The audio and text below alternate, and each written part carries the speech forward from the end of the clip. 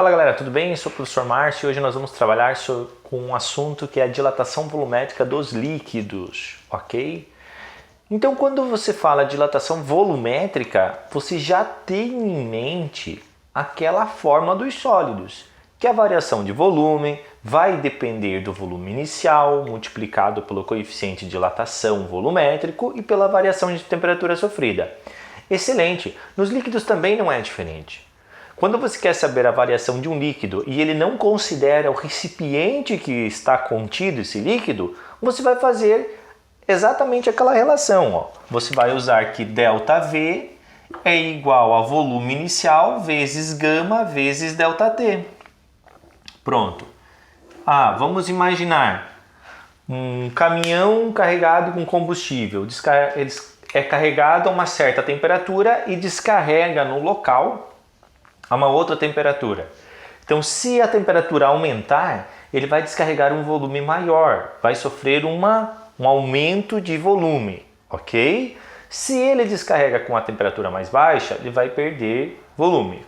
Sempre quando é falado, geralmente em combustível, que é bastante comum falarem, você não leva em consideração, neste caso, o tanque. Um posto de combustível recebeu uma carga de 5.000 litros de combustível a temperatura de 10 graus Celsius.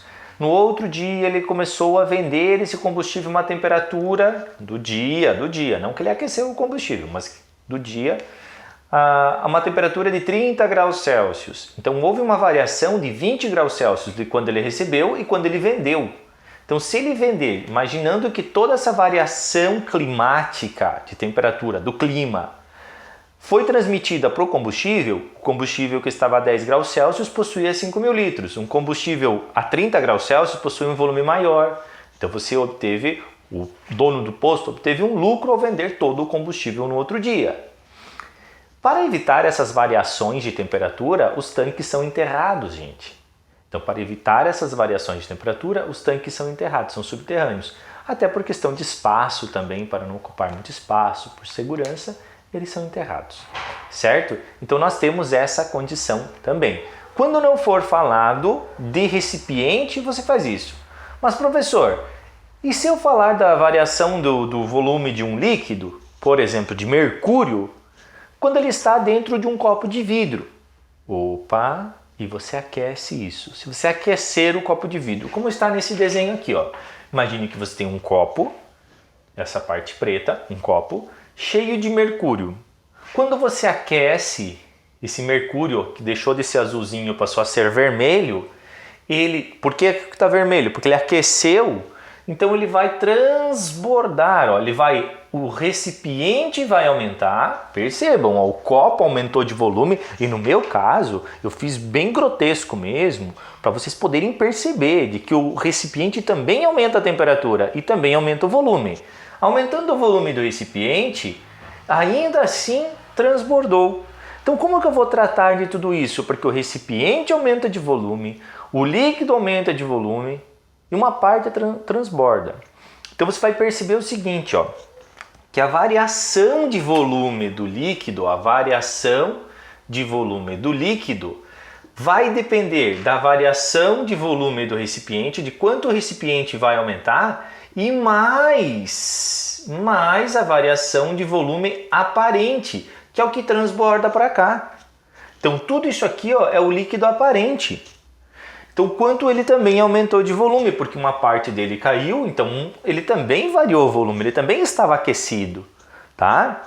Então, antigamente eu pensava que somente assim, eu somo com a quantidade de líquido que está aqui fora. Não, a quantidade de líquido que está ali fora é uma parte do que estava lá dentro antes e ele também aumentou de volume, ok? Porque aumentou o volume total. Então, essa é a parte aparente.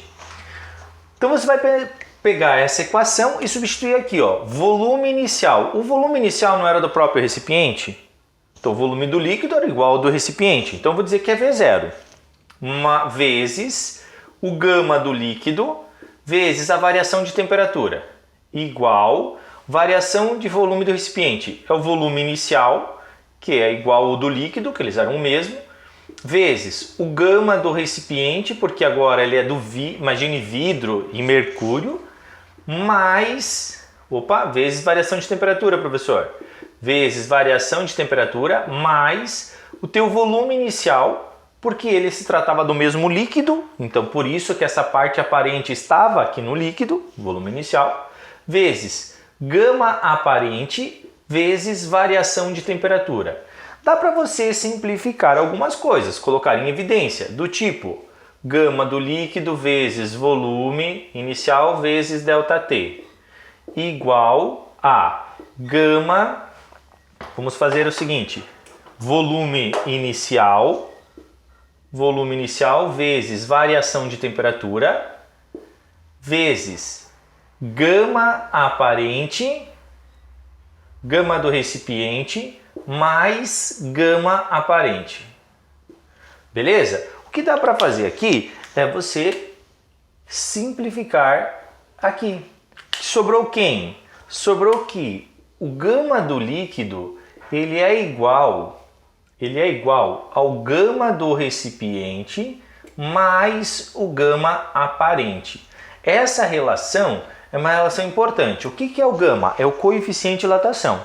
Então, quando ele te deu o coeficiente de dilatação do líquido e vai te perguntar o coeficiente de dilatação aparente, você pode descobrir o do recipiente e resolver essa equaçãozinha aqui. Lembra, quando você aquece um líquido que está num recipiente, você aquece o recipiente. Você aquece o recipiente muda de volume, o líquido muda de volume e assim ele pode transbordar. Professor, e se fosse diminuindo a temperatura, se ele estivesse aquecido e viesse para cá? Percebam, se ele estivesse cheio, ele iria diminuir da sua borda. Se o líquido tivesse um coeficiente de dilatação maior do que o recipiente, então ele iria sair da borda, ele ia ficar abaixo da borda. Então essa parte toda que fica perceptível abaixo da borda, aquele volume, é o volume aparente. Volume aparente é a diferença entre o volume do líquido e o volume do recipiente. Ok? Compreenderam isso, gente? Então, resumindo, quando eu trato de volume de líquido sem levar em consideração o recipiente, simples assim. O gama da gasolina, não estou falando do tanque, não estou falando de nada. Tranquilo. Um tanque com capacidade de 50 litros foi cheio no horário da manhã. Ao meio-dia, a temperatura se elevou, sabendo que ele não te deu o gama do recipiente, ele não te falou do que recipiente era feito esse tanque. Então significa que ele não está levando em consideração o tanque. Aí você pode tratar só o volume da gasolina. Quanto transbordou? Pronto. Mantém constante o teu tanque e veja quantos litros aumentou. Aqui. Leva em consideração o tanque. Trabalha dessa maneira aqui. Ok? Mas uma coisa que é bastante interessante é quando nós falamos da dilatação anômala da água. Mas aí a gente vai no próximo vídeo. Certo, gente? Um abraço, fiquem bem!